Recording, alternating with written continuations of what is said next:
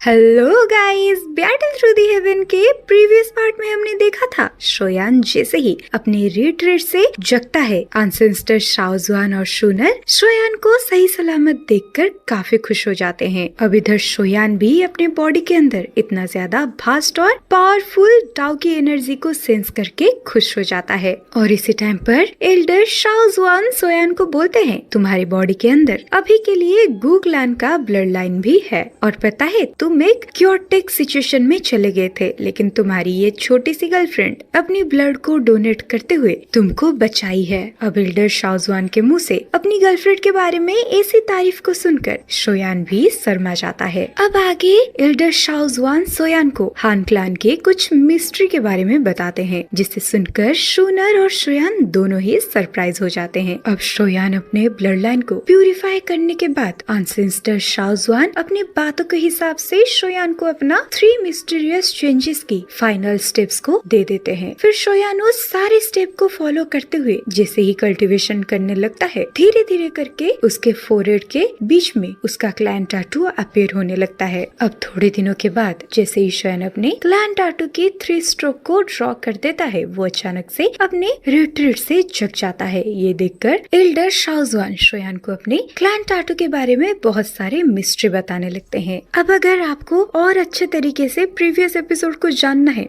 तो फिर आपको प्रीवियस एपिसोड को ही देखना पड़ेगा। चलो यही से ही स्टार्ट होता है बैटल थ्रू द हेवन का नेक्स्ट एपिसोड। अब मास्टर शाओजुआन शोयान को और ज्यादा मोटिवेट करते हुए बोलते हैं, ठीक है, तुम अपने कल्टीवेशन को कंटिन्यू करो, क्योंकि पहली बार में 3 स्ट्रोक को ड्रॉ करना ये पहले से ही काफी अच्छा रिजल्ट को शो कर रहा है। तो तुम्हें अपनी दिल को काम करके अपने डाउ के पावर को कंट्रोल करना होगा। उसके बाद सिर्फ और सिर्फ तभी तुम परफेक्टली अपने क्लैन के 9 स्ट्रोक्स को ड्रॉ कर पाओगे। अब ये सारे लेक्चर को सुनने के बाद शोयान जैसे ही शूनर के फेस को देखता है, उसे पता चलता है शूनर चुपचाप से हंस रही थी। तो वो अब कुछ ना सोचते हुए अपने बॉडी को एक जगह एक्स्टैब्लिश करके अपने दिमाग को शांत करने में लग जाता है और दोबारा से अपने क्लैन टैटू को फॉर्म करने में लग जाता है, जिसके चलते वो दोबारा से स्काई फायर चेंजेस के 3rd चेंजेस को ओपन कर देता है। सच बताऊं तो शोयान को बिल्कुल भी नहीं लगा था अपने क्लैन टैटू को ड्रॉ करना इतना ज्यादा खतरनाक हो सकता है और इतना ज्यादा हार्ड हो सकता है। ओरिजिनली शोयान को ऐसा लगता था क्लैन टैटू को ड्रॉ करने का मेथड बहुत ही ज्यादा इजी होने वाला है, लेकिन अनएक्सपेक्टेडली ये मेथड इतना ज्यादा ट्रबलसम है, क्योंकि छोटे छोटे क्लैन टैटू के स्ट्रोक्स डाउ की कंट्रोल के बहुत ही हार्श रिक्वायरमेंट को डिमांड करते हैं। तो इस टाइम पर फाइनली शोयान को समझ में आ गया था कि अगर वो गू क्लैन से कंपेयर करे तो उसका साओ क्लैन कितना ज्यादा ट्रेजिक है, क्योंकि अगर गू क्लैन की टैटू की बात की जाए तो उसे एल्डर्स बड़ी आसानी से बिस्टो कर देते हैं। लेकिन अभी के लिए शोयान सोचता है, मेरे लिए अच्छी बात ये है कि अभी के लिए हेवनली टूम के अंदर भी काफी टाइम बचा हुआ है ये क्लैन टैटू को बिस्टो करने में। हालांकि क्लैन टैटू को बिस्टो करने का प्रोसेस बहुत ही ज्यादा स्लो है, लेकिन एक दिन ऐसा जरूर आएगा जब मैं फाइनली ये क्लैन टैटू को अपने फोरहेड पर अपीयर कर पाऊंगा और अपने इस मेथड में सक्सेसफुल हो पाऊंगा। अब इसे देखते देखते 2-3 महीने बीत जाते हैं और उस टाइम के दौरान कभी कभार शोयान अपनी आंखों को खोलकर गू चिंग्यान के ग्रुप को याद करने लगता है,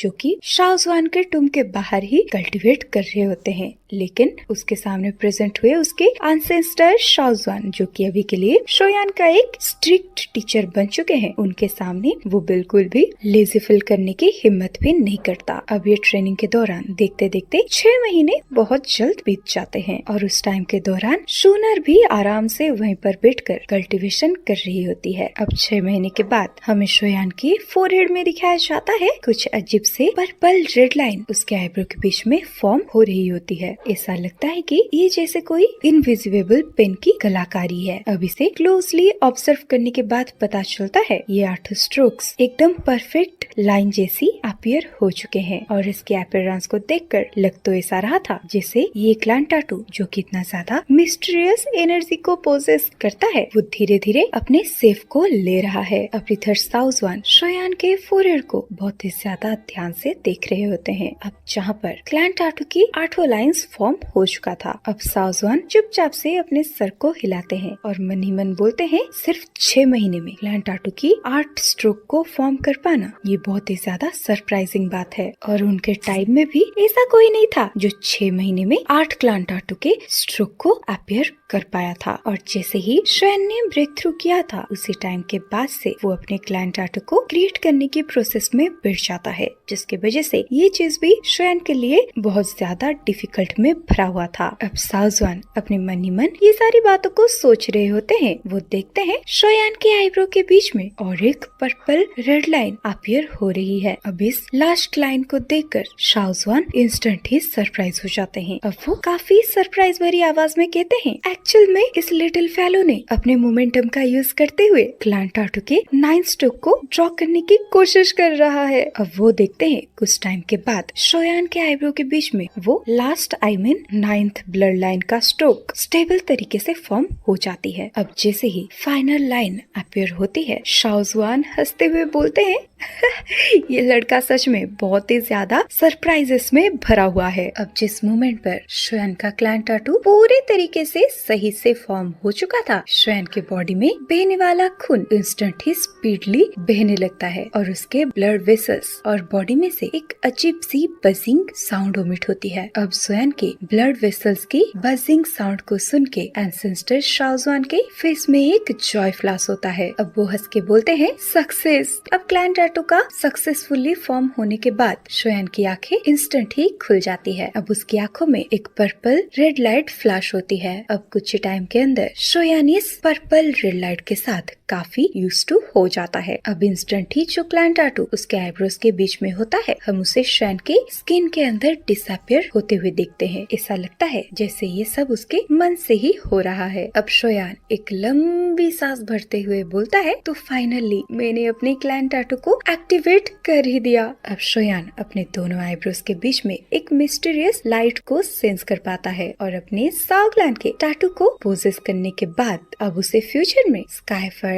3 मिस्टीरियस चेंज को एक्टिव करने की कोई भी जरूरत नहीं होगी, क्योंकि उसके एक ही विचार के साथ साथ उसका क्लान टाटू उसकी सबसे परफेक्ट सीक्रेट टेक्निक बन जाएगी। अब शोयान की बॉडी ट्रैम्बल होती है और वो अपनी जगह से खड़े होता है। अब शोयान बोलता है, अगर टाइम को हम देखें तो फिर 3 साल खत्म होने वाले हैं और शायद अब हमें यहाँ से वापस लौटने का टाइम आ चुका है। ये सुनने के बाद शूनर हंसते हुए बोलती है, ये हेवनली टूम के 3 साल कंप्लीट होने में अभी भी 5 दिन बाकी हैं, तो 5 दिन के बाद ही हमारी हेवनली टूम वाली ट्रिप अपने आप ही खत्म हो जाएगी। ये सुनकर शोयान मन ही मन सोचने लगता है कि मैंने एक्सपेक्ट तक नहीं किया था, पलक झपकते ही इससे 3 साल निकल जाएंगे। हालांकि बाहरी दुनिया में अभी के लिए बस 6 महीने ही कंप्लीट हुए होंगे, लेकिन ये हेवनली टूम के अंदर ये 3 साल हमारे लिए काफी हार्ड ट्रेनिंग के साथ गया है। भले ही ये ट्रेनिंग काफी ज्यादा बिटर और डल रही हो, लेकिन अच्छी बात तो ये है कि इसके रिजल्ट्स काफी ज्यादा शानदार हैं। अब ये सारी बातों को सुनने के बाद एंसेस्टर शाओजुआन भी हंसते हुए बोलता है, सच में जाने का टाइम आ चुका है और ये टाइम बहुत जल्द जाती है। अब ये बोलते बोलते वो बहुत ही ज्यादा सैड हो जाते हैं। अब ये सुनने के बाद शोयान कुछ टाइम तक साइलेंट रहता है, फिर वो कुछ सोचते हुए एक डीप आवाज में बोलता है, एंसेस्टर क्या फ्यूचर में भी आप इस तरीके से ये हेवनली टूम के अंदर ऐसे ही एग्जिस्ट करते रहोगे? ये सुनकर शाओजुआन सॉफ्टली आवाज में बोलते हैं, दूसरे फॉर्म में ट्रांसफॉर्म होके सरवाइव करने की यही प्राइस है। हम हेवनली टूम से बाहर नहीं जा सकते, क्योंकि जैसे ही मैं अपने कदमों को हेवनली टूम से बाहर रखूंगा, मेरा नामो निशान यहाँ से मिट जाएगा। और ये सिर्फ मेरी बात नहीं है, हेवनली टूम में जिंदा रहने वाले हर एक एनर्जी बॉडी का यही स्टोरी है। इस वजह से हेवनली टूम की अंदर की जिंदगी चाहे कितने भी लोनलीनेस से भरा हुआ हो, लेकिन हमारे पास सरवाइव करने का बस यही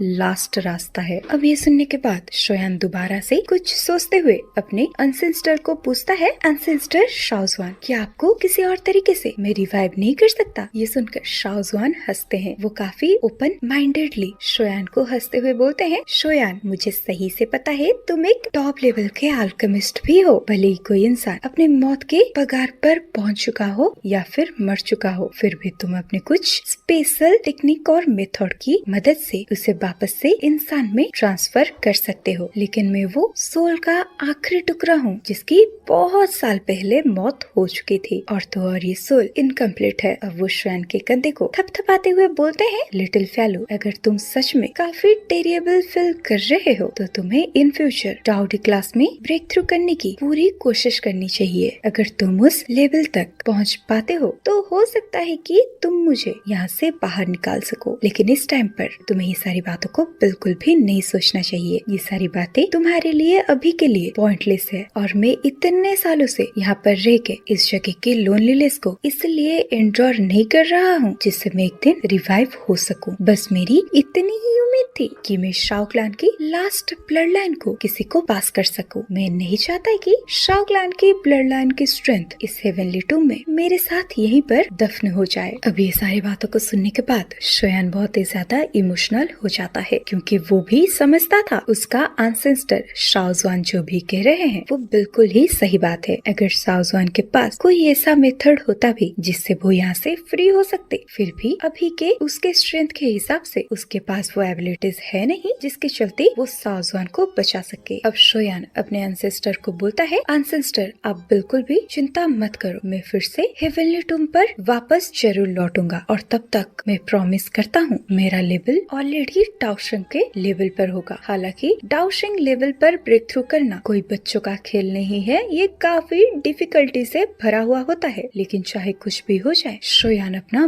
बेस्ट देगा। अब ये सुनने के बाद शाओजुआन बहुत ज्यादा खुश हो जाते हैं। अब शोयान के चेहरे के ऐसे रूथलेस एक्सप्रेशंस को देखकर शाओजुआन के चेहरे पर भी एक जेंटल स्माइल आती है। वो अचानक से अपने हाथों से कुछ इशारा करते हैं जिसके चलते शोयान की स्टोर रिंग ट्रम्बल होती है और एक पाम साइज की लाइट क्लस्टर शाओजुआन के सामने आकर सस्पेंड हो गया था। अब इस चीज को देखकर शोयान बहुत ही ज्यादा सरप्राइज हो जाता है। अब वो देखता है वो लाइट क्लस्टर के अंदर एक फिस्ट के साइज का जेट मौजूद होता है, और अभी के लिए उसके अंदर से एक मिस्टीरियस ऑरा ओमिट हो रहा था। अब शाओजुआन स्माइल करते हुए शोयान को बोलते हैं, ये एंशिएंट डिवोरिंग इंसेक्ट्स की एंशिएंट क्वीन है, और तो और अगर हम ये डिवोरिंग इंसेक्ट क्वीन की स्ट्रेंथ की बात करें तो फिर इंसानों के हिसाब से ये ऑलरेडी बैंशिंग लेवल पर पहुंच चुकी है। बस बात ऐसी है कि ये अभी अपने कल्टीवेशन में है, वरना तुम्हारे लिए वो एनर्जी बॉल को क्रॉस करना बिल्कुल भी इतना आसान नहीं होता। इधर शोयान जैसे ही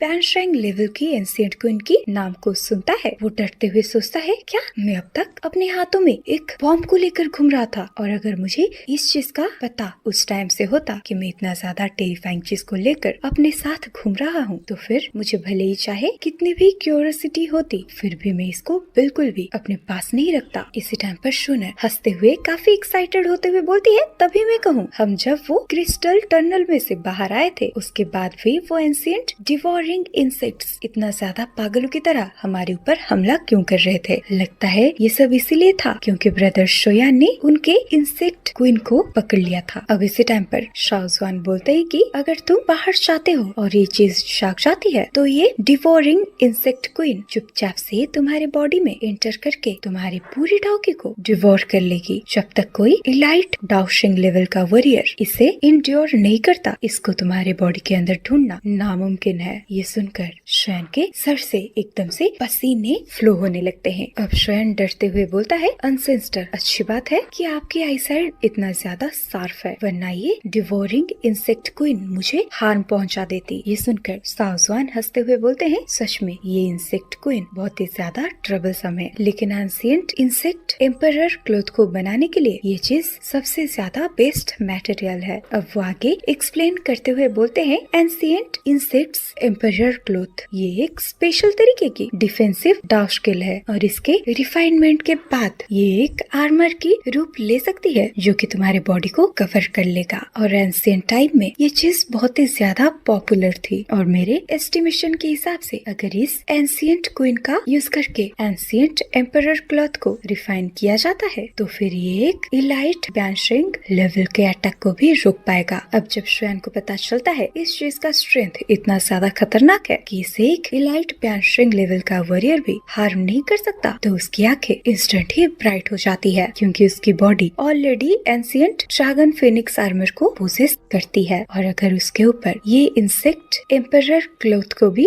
ऐड कर दिया जाए तो फिर अगर शयन का सामना कोई डार्शिंग लेवल के वॉरियर से भी होता है तब भी वो एटलीस्ट अपनी जान को तो उसके हाथों से बचा ही पाएगा। अब सामने से शाओ जुआन स्माइल करते हुए बोलते हैं, लिटिल फेलो तुम बिल्कुल भी चिंता मत करो, इस चीज की रिफाइनमेंट तुम मेरे ऊपर छोड़ दो। जब तुम इस हेवनली टूम से बाहर जाने वाले होगे मैं तुम्हें ये एंशिएंट डिवोरिंग एम्परर क्लोथ को दे दूंगा। अब क्योंकि तुम्हारा यहाँ से जाने के लिए कुछ टाइम बचा हुआ है तो आई थिंक तुम्हें इस टाइम के दौरान कल्टीवेट करके इस टाइम का अच्छे तरीके से इस्तेमाल करना चाहिए और तुम्हें अपनी एक काम को अंजाम भी देना होगा। ये सुनकर शयन भी बोलता है, लेकिन कौन सा काम को अंजाम देना है? ये सुनकर एंसेस्टर शाओ जुआन एक हल्की स्माइल के साथ बोलते हैं, ऑफ कोर्स हान क्लान के उन दोनों बंदों को मारना, क्योंकि इतने बड़े लॉस को सफर करने के बाद हम उसे यहाँ के मैटर के बारे में बिल्कुल भी भूलने नहीं दे सकते। और शाओ क्लान के मेंबर्स इतना ज्यादा दयावान बिल्कुल भी नहीं है। अब अपने एंसेस्टर की बातों को सुनकर शोयान समझ जाता है उसको हानली और हानिया को मारना है। अब वो अपने एंसेस्टर को बोलता है,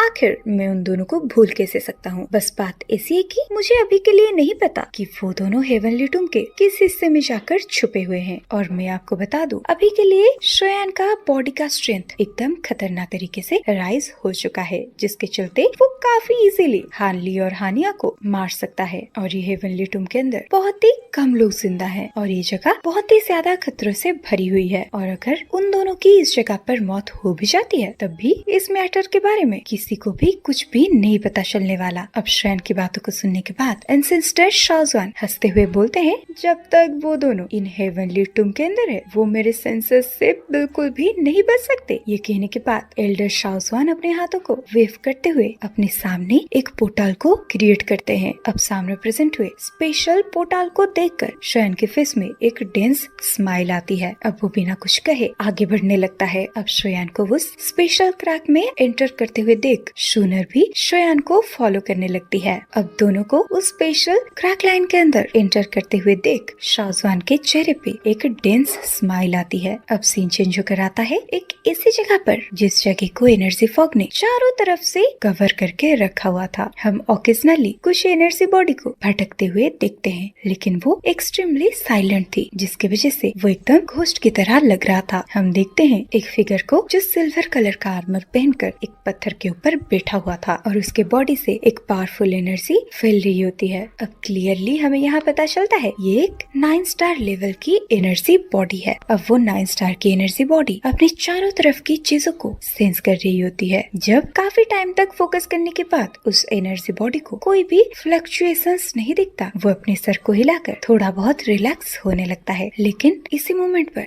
वो एनर्जी बॉडी का चारों तरफ का स्पेस डिस्ट्रॉय होने लगता है और हमें दिखाया जाता है दो डार्क ब्लैक चेन को, जो कि लाइटनिंग स्पीड के साथ पूरे स्पेस को पेनिट्रेट करने लगती है। अब अगले ही मोमेंट में एक विस्लिंग साउंड के साथ वो दोनों डार्क ब्लैक चेन्स ने उस 9 स्टार की एनर्जी बॉडी को हासिल कर लिया था। अब ये दो जो ब्लैक फिगर होते हैं वो कोई और नहीं हानली और हानिया होते हैं और उन दोनों में से हानली 9 स्टार की एनर्जी कोर को अपने स्टोरिंग में स्टोर कर देता है। अब हानिया बोलता है ये एनर्जी बॉडी बहुत अच्छी एनर्जी का सोर्स है, लेकिन इनके पास बिल्कुल भी फाइटिंग स्ट्रेंथ नहीं है। अब हानली कहता है कि हेवनली टूम के डीपेस्ट पार्ट में और भी पावरफुल एनर्जी बॉडी मौजूद होंगे, लेकिन वो फेलो कुछ ज्यादा ही फ्राइटनिंग है, तो उससे दूर रहना ही हम दोनों के लिए अच्छा है। और ये दोनों शोएन के एंसेस्टर शाओ जुआन के बारे में ही बात कर रहे होते हैं। इसी टाइम पर हानिया बोलता है, अनएक्सपेक्टेड बात है कि ये हेवनली टूम के अंदर भी शाओ क्लैन का मेंबर इतना पावरफुल तरीके से एग्जिस्ट करता है, जिसके चलते वो छोटा शोएन हमारे हाथों से बच गया और उसका किस्मत भी थोड़ा ज्यादा ही अच्छा निकल गया। लेकिन वैसे भी ये हेवनली टूम बहुत जल्द क्लोज होने वाली है। अब जैसे ही हम बाहर जाते हैं हमें अपने स्पेशल टोकन का यूज करते हुए गूक्लान से भागना होगा, क्योंकि जैसे ही हम लोगों की हरकतों के बारे में गूक्लान के अंदर न्यूज फैलेगी गूक्लान हमें बिल्कुल भी बख्शने नहीं वाला। और अगर बात रही शोएन की, जैसे ही मुझे इन फ्यूचर अपॉर्चुनिटी मिलती है मैं अपने क्लैन के कुछ लोगों को साथ लेकर उसकी फॉलन स्टार पाविलियन को पूरे तरीके से तबाह कर दूंगा। अब ये सुनकर हनली स्लोली अपने सर को हिलाता है और उसके दोनों आंखें भी किलिंग इंटेंशन में भरे हुए होते हैं। अब हेवनली टूम के अंदर एंटर करने के बाद शोयान लगातार उन दोनों की कुटाई करता आ रहा है। आखिर इन दोनों जैसे लोग जो कि हमेशा से अपने ऊपर इतना ज्यादा प्राउड फील करते आ रहे हैं, वो इतना बड़ा ह्यूमिलेशन को कैसे इंड्योर कर सकते हैं। अब जैसे ही हानली नोट करता है, अचानक से एक मिस्टीरियस स्पेशल रिपल उन दोनों के सामने अपीयर होती है। अब खाली स्पेस में से दो फिगर बाहर आते हैं और वो स्पेस से बाहर आता है कौन? हमारा शोयान और सुनर। और शोयान हंसते हुए बोलता है,